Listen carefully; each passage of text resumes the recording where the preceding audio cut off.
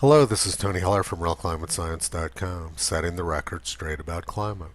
The New York Times has one of the worst climate articles I've ever seen. Let's read through it. How scientists got climate change so wrong.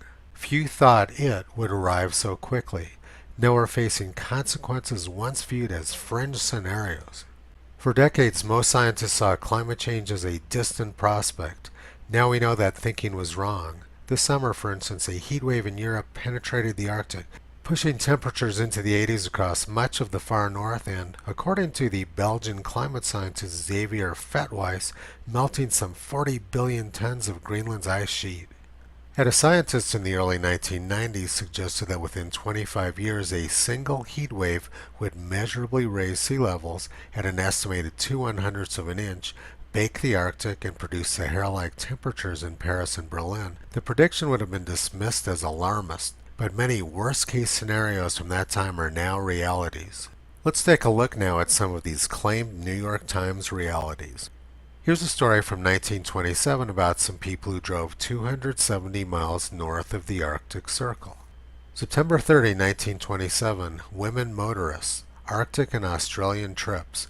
Through Belgium, Holland, Germany, Denmark, Lapland, and Finland, the motor party journeyed to 270 miles north of the Arctic Circle, prepared for freezing weather.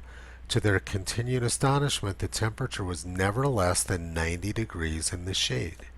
Now let's go back and look at what the New York Times said. The New York Times made it sound like 80 degrees in the Arctic is unusual. But it's not at all unusual. These women in 1927 never saw temperatures less than 90 degrees. Here's another story from 1927 of a child sunbathing near the North Pole. The short summers of the Arctic are very warm, and this youngster sitting in the sunlight needs no protection from the cold. The picture was taken as near to the North Pole as Panama is to the equator.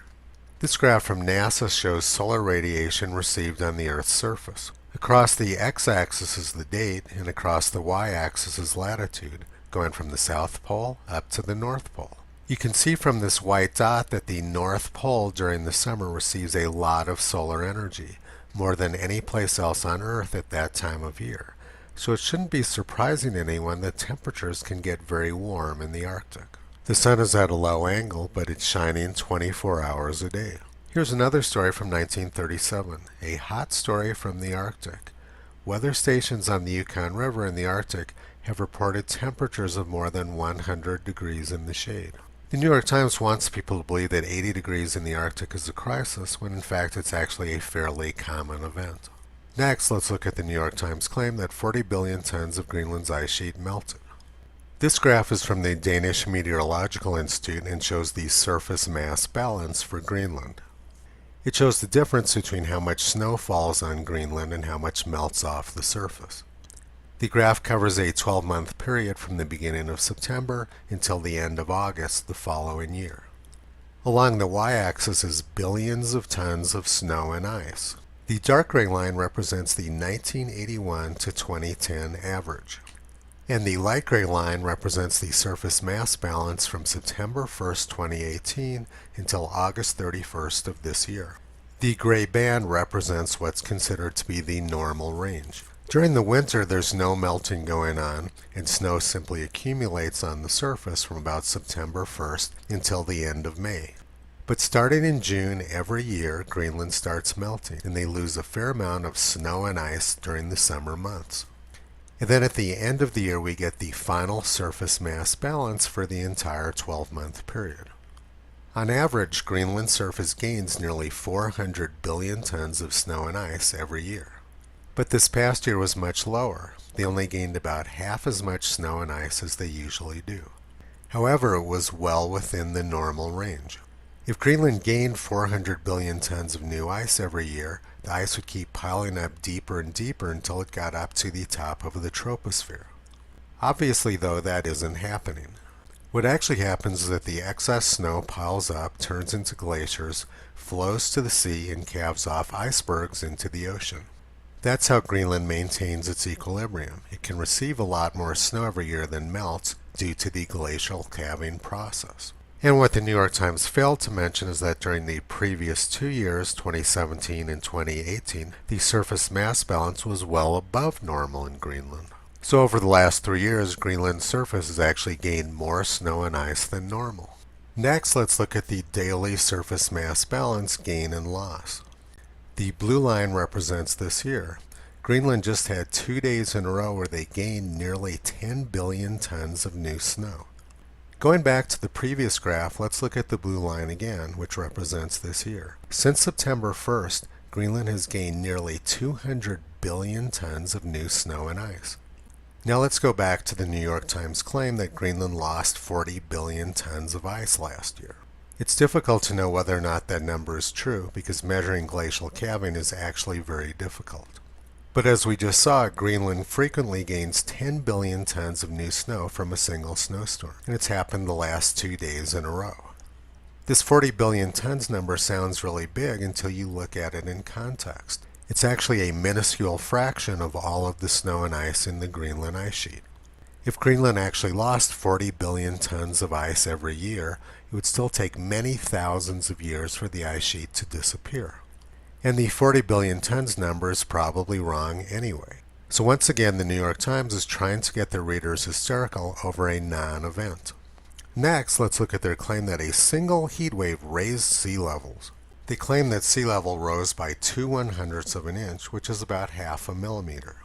To put this in perspective, let's look at the tide gauge data for New York going back to the year 1850. New York regularly gets spikes up and down as much as 300 millimeters, but the New York Times is getting hysterical about half a millimeter change in sea level? That's not even measurable. The ocean surface has waves much larger than that. This is just more out of context fake news from the New York Times. And finally, let's look at their claim about Sahara-like temperatures in Paris. This graph shows Paris daily summer temperatures for 3 different years. It shows 1911 in blue, 1947 in red, and 2019 in green. You can see that the hottest day this summer in green was a little bit hotter than the hottest day in 1947. But all 3 years there were very similar heat waves around the end of July.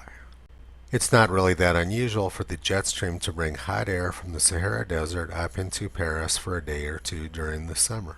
It happened in 1911, it happened in 1947, it happened in 2003, and it happened this year.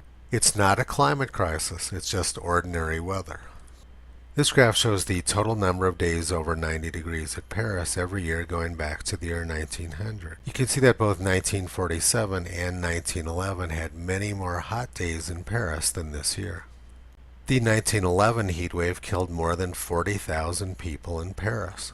And the summer of 1911 also brought extremely hot weather to the United States.